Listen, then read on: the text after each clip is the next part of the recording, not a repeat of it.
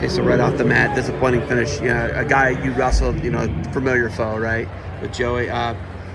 Walk me through this whole process for you, man. You're a Princeton grad. You're doing a lot in life right now. Why come back to wrestling? Why stick with this sport when you had to go through the last chance? You had to beat the best high school kid in the country. This has been insane what you've had to do, but why stick with this and come back to another trials? The answer is pretty obvious. This is the best sport in the world. There is. Sorry, I knew this would happen. This is the best sport in the world. I've been doing it for a long time. I've been doing it for 23 years. Ever since I was 4 years old, watching my brother, my dad sacrificed so much time, so much energy. Mom watched me go through hell with the weight cuts. When Coach Ayers first approached me and said that I could make a run at this, I wasn't so sure because it's a tough road. And I got my chance at a national title stolen from me. Basically, the NCAA gave every junior another year of eligibility. They told me to take a hike. I wrestled for 3 days my senior year, and that hurt. But at the end of the day, like you said, there are other things that you can do in life, but you only get one chance to do this. And I'm so grateful to this sport and everything that it's taught me. It's been one hell of a journey. Like you're saying, the COVID year really stole from you, and then it was a short cycle after the COVID year because it canceled the Olympics and bumped it to 2021.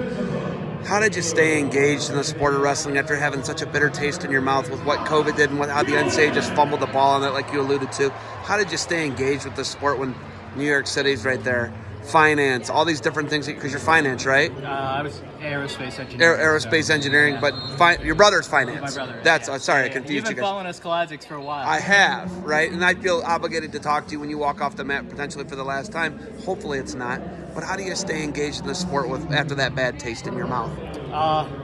Part of it is because the love that I have for the process outweighs any result, any challenges, anything that can come. And for anybody watching this, life is really long. Life is really long. And if you make the time of it, you can look back and say that you did all you wanted to. And that was my only criteria, was saying that I did everything that I wanted to, everything that I could. And they say that life is short, but if you pay attention to the processes, you can wring every ounce out of this for all it's worth. And that's all I wanted to do. And now I'm on to the next thing, and that's all right. This was my last time stepping on a mat competitively. I'm sure of that, but I'm not going to be gone for good. I'm going to be back in the rooms, helping coach my friends, helping coach teammates. God knows the cycle starts right back all over again when you walk into a kids club practice for the first time as a parent or a coach, and you start doing the whole thing over again. It's a fun journey. It sounds like Boeing could need your help right now. They're having some problems. That would be, and that's Seattle based, yeah. So that could take you out there. But they're global. We get that, but their world headquarters is on the West Coast, and we know there's aerospace engineering, there's Lockheed Martin, there's all these different places you can work for. Do you stay in Jersey, New York City, Philly area? Where do you go? So I'm actually moving to Philly. I'm thinking about applying to med school, actually, so doing a little switcheroo. Your dad is a doctor, correct? Both of my parents are ER physicians. I did not know both. I did aerospace hoping to fly jets for the Navy, but a herniated disc in my back stopped that dream, kind of around the same time as COVID. So for anyone listening, if you've gone through hardships, trust me, I believe you. Keep your head up, because it's worth it. It's really worth it to keep your head up. Don't focus on the negative. So coming out of college, thinking about what I wanted to do after both of those dreams were kind of snatched from out under me. I started looking at what my strengths were, what my temperament was, and it's no surprise, that medicine is in the family. So I'm going to do this post-bac program next year, apply to med school, hopefully go become a doctor. You did a really rare route for what Ohio kids do. The Ohio State title is what matters to Ohio kids the most. You won a state title as a freshman, then you transferred to Blair. Yeah. Would you change anything about that? Would you finish your prep career out in Ohio? Because you were the only guy on the team at Miami Valley Country Day. Did I get that right? Yeah. Okay. You were the only guy on the team. You and your brother were literally the only guys on the team. Yeah. Would you change anything about that and finish out prep career in Ohio, or was Blair the thing? Not a single thing. I'm a practicing Catholic, and in hindsight, it's very easy to say that God works all things for good. It's really hard to keep that in focus when you're in the thick of it, but at the end of the day, the forces at work in my life were very providential. And going to Blair was tough. Jeff Buxton had been there for 30 years, and he left the week before I got on campus. I had 4 different coaches all 4 years of high school. Wow. It was really hard, but it taught me so much about resilience. And honestly, it's cliche, but the friends you make, I still talk to Chaz Tucker. I still talk to Jordan Cutler. I still talk to Skylar Grote. And yes, Joey and I still talk. So, and Joey ends up being the last match of your competitive career. That is. Right? You catches with the lace early on. Yeah. But man, you had a little glimmer of hope there when you caught him on his back, right? Yeah, you had a chance. You had a shot, right? But I see your knee. You have the knee pad on backwards. Yeah. You have bursitis or something? What's going on? I have a torn meniscus. I'm surprised it took this long. I got it in January at a tournament in France. So torn meniscus, I was trying not to have any surgery on it and rehab it. If I put the knee pad backwards, that just mitigates.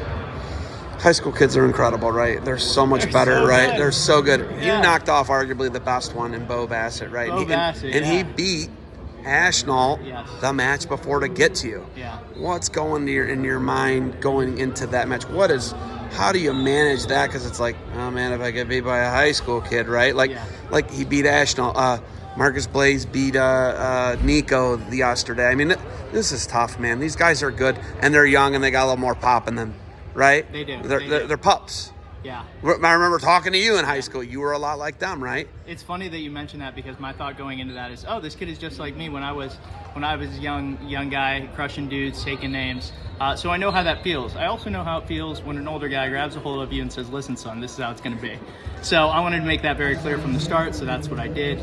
I was glad to do it, and I was it was a pleasure wrestling him. He's going to do big things. He's going to do big things. You gave Bo Bassett the listen, son, this is how it's going to be treatment. Is that accurate? It is, but I'm sure in 5 or 6 years' time, he's going to be dishing it right back to the next generation. Yes. All right. Where do we go from here? What are you going right to work? Are you going to move to Philly? I'm what's the moving next? to Philly. I'm doing this thing. It's called a post-bac program. Stands for post-baccalaureate.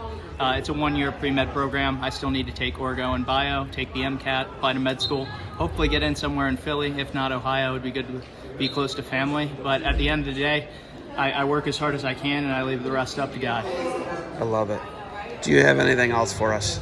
Just thank you to the sport. Thank you to you, Zeb. You've been incredible. I remember when I was this tall talking to you after the middle school state tournament in Ohio. OAC, right? Yeah. Youngstown? Yeah. Oh, man. In Youngstown. So I love it.